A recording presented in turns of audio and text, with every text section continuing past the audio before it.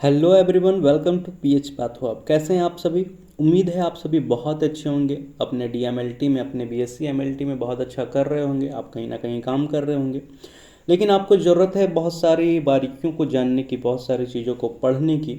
और पढ़ाई कभी ख़त्म नहीं हो सकती है, इसलिए आप वीडियोज़ को हमेशा देखते रहें। आप कहीं भी हो, चल रहे हो, फिर रहे हो, बस में हो, तो आप वीडियो देखने से आपके कॉन्सेप्ट क्लियर हो जाते हैं। आपने थंबनेल भी यही देखकर टच किया है कि आज हम स्किन पंचर कैसे करेंगे। स्किन पंचर किसके लिए करेंगे? तो ब्लड कलेक्शन के लिए। तो blood collection from skin puncture हम इसे कह सकते हैं कि स्किन पंचर के द्वारा हम ब्लड का कलेक्शन कैसे कर सकते हैं। तो आज हम इसी के बारे में डिटेल्स जानने वाले हैं। पूरा प्रोसीजर जानेंगे, प्रोसीजर हम कैसे कैसे करते हैं हम स्किन पंचर। और इसके बारे में मैं आपको पूरा नोट्स आप इसे अपने कॉपी में भी लिख सकते हैं, तो आपको बहुत ज़्यादा बेनिफिट होगा। चैनल में नए हो तो सब्सक्राइब कर ले, लाइक करें, और एक कमेंट, आप अगर समझ पा रहे हो चीज़ों को तो एक कमेंट्स करना ना भूलें। Thank you. पहला पॉइंट जो मैंने लिखा है, if only a small volume of blood is required for a blood test then it can be collected by skin puncture. कभी कभी क्या होता है कि कभी हमें बहुत कम कभी कभी हमें बहुत कम ब्लड की ज़रूरत पड़ती है टेस्ट के लिए। कौन सा ऐसा टेस्ट होगा जिसमें कम ब्लड की ज़रूरत पड़ेगी? तो पहला टेस्ट हम कह सकते हैं कि हमें अगर ब्लड ग्रुपिंग करना है, एबीओ ब्लड ग्रुप सिस्टम से हमें ब्लड ग्रुपिंग करना है, आर एस फैक्टर बताना है, तो हम एकदम स्मॉल अमाउंट की हमें ज़रूरत है। लगभग मुझे लगता है कि 20 माइक्रोन लीटर भी हो जाए तो काफ़ी है, 20 माइक्रोन भी काफ़ी है। तो आप इसे इस तरह से समझ सकते हैं कि जब हमें टेस्ट करने के लिए कम अमाउंट में ब्लड की ज़रूरत पड़ती है, अगर हमें सिर्फ हीमोग्लोबिन करना है, कम अमाउंट की ज़रूरत, 20 माइक्रोन लीटर की ज़रूरत है, तो हम क्या करते हैं? स्किन पंचर का उपयोग करते हैं। स्किन पंचर को उपयोग में लाते हैं ताकि हमें ज़्यादा पेशेंट का ज़्यादा ब्लड ना लेना पड़े। नेक्स्ट पॉइंट हमारा है कि इन एन एडल्ट और ग्रोइंग चाइल्ड ब्लड में be obtained by puncturing the tip of a finger और by pricking the ear lobe. कभी कभी छोटे बच्चों में हमें बहुत ज़्यादा परेशानी होगी, उनकी उंगली बहुत ज़्यादा छोटा होगा, कहीं हमारा निडल बोन तक ना टच हो जाए। तो इन सारी परेशानियों से बचने के लिए हम कभी कभी ईयर लोब्स मतलब कान जो है आपके निचले वाले हिस्से, जहाँ पर लोब जैसी संरचना है, गोल जैसी संरचना है जो बाहर लटकी हुई रहती है, वहाँ का उपयोग हम सभी करते हैं।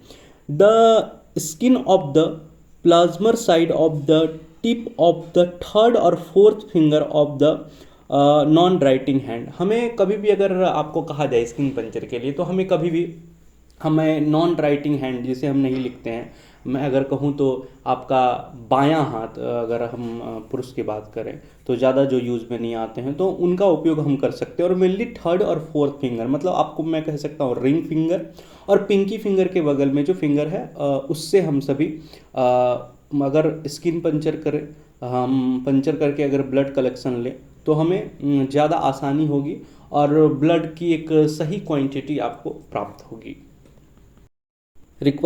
मैंने रिक्वायरमेंट के बारे में नहीं लिखा है, क्योंकि मैं पिछले 2 वैक्यूम ट्रेनर से कलेक्शन, सिरिंज से कलेक्शन, ये सारी चीज़ों को बताया हूँ, तो उसमें बहुत सारे रिक्वायरमेंट की बातें की है। तो मैं बता देता हूँ सिर्फ रिक्वायरमेंट के में आपको क्या क्या ले लेना है। तो एक लैंसेट ले लेना है, या फिर आप लैंसेट किट भी लेंगे जो एक पेन की तरह होता है, मैं आगे फोटो दिखाऊंगा आपको, वो ले लेंगे तो काफ़ी ज़्यादा अच्छा रहेगा। कॉटन स्वैब ले लेना है, 70% अल्कोहल ले लेना है, और इसमें टूर्निकेट की आपको ज़रूरत नहीं पड़ेगी। तो इन सारी चीज़ों को आप लेकर स्किन पंचर कर सकते हैं। फर्स्ट क्या करना है, हमें जिस फिंगर से हम ले रहे हो, अगर रिंग फिंगर से ले रहे हो, तो हमें क्या करना चाहिए? सबसे पहले फिंगर को क्लीन करना चाहिए बाय 70% इथेनॉल के साथ। A sharp step is appeared with lancet. हमें एक शार्प लैंसेट ले लेना चाहिए, जो कि हम इसे ध्यान रखें कि 2.5 mm ही हम डीप तक चुभोएं। उंगली में अगर हम ज़्यादा चुभोएंगे, 2.5 mm से ज़्यादा चुभो देंगे, तो कई बार हमें वो हड्डी में जाकर लगने का चांसेस हो जाता है। तो एवॉइड कांटेक्ट विथ बोन, हमें बोन में हमारा निडल न चुभे, न लगे, इस बात का विशेष ध्यान रखना चाहिए।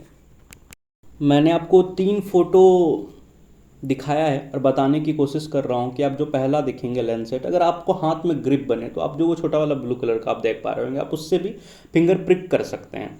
और दूसरा जो पेन जैसी संरचना आप देख रहे हैं, मैं प्रैक्टिकल में आपको दिखाऊंगा। ये पेन जैसी संरचना, जैसे हम पेन लिखने के लिए क्लिक करते हैं, लिखने के लिए ऊपर से पुश करते हैं, वैसे ही आप करेंगे तो वो 2.5 एग्जैक्ट होगा और उसमें लिखा हुआ है 1.5 2.5। अगर बच्चे के लिए कर रहे हैं तो थोड़ा सा हम कम करेंगे।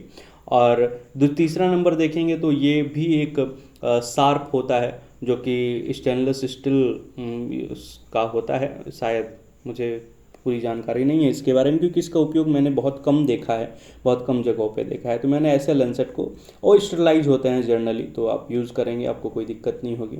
वो मुझे लगता है कि उससे ज़्यादा शार्प बीच वाले जो आप एक स्टील जैसी संरचना का देख रहे होंगे, वो बहुत ज़्यादा शार्प उससे कट जाता है, बहुत ज़्यादा लंबा प्रिक हो जाता है, तो उसको थोड़ा सा अवॉइड करेंगे। तो ये दोनों लेंसेट से आप करेंगे तो आपको रिजल्ट बहुत ही अच्छा मिलेगा। अब जो नेक्स्ट पहला मैंने टॉपिक बताने की कोशिश की है कि first drop of blood is wiped off and subsequent drop are collected या फिर कलेक्शन। हमें पहला जो ड्रॉप होता है ब्लड का, उसे हमको वाइप कर लेना चाहिए, पॉज देना चाहिए। उसके बाद का जो ब्लड आएगा उसे ही हमें क्या करना चाहिए, कलेक्ट करना चाहिए, कलेक्शन में लेना चाहिए। नेक्स्ट पॉइंट क्या है, इन एन अच्छा, मैं एक चीज़ बताना चाहता हूँ यहाँ पर कि क्यों हमें फर्स्ट ड्रॉप को वाइप करना चाहिए। ये बहुत अच्छा क्वेश्चन है, आपके मन में भी आता है क्यों करेंगे, ब्लड बर्बाद नहीं करना चाहिए तो क्यों? क्योंकि पहले जो हमने प्रिक किया है वो हमारे कैपिलरी प्रिक के द्वारा, कैपिलरी के टूटने के द्वारा वो ब्लड हमें मिला। तो कई बार होती है कि सेल का साइटोप्लाज्म या फिर हमारा लिम्फ वेसल्स, कुछ लिम्फ वेसल्स के कुछ पार्टिकल्स आ जाते हैं, तो इसलिए हम क्या करते हैं, फर्स्ट ड्रॉप को जनरली अवॉइड करते हैं और दूसरे ड्रॉप से हम लोग कलेक्शन करना शुरू करते हैं।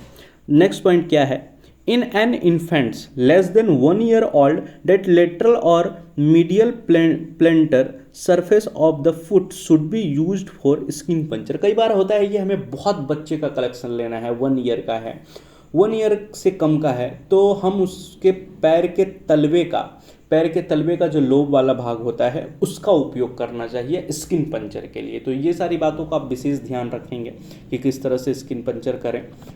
और उम्मीद है आपको ये पूरा skin puncture, blood collection bye skin puncture, ये टॉपिक पूरा क्लियर हो गया होगा।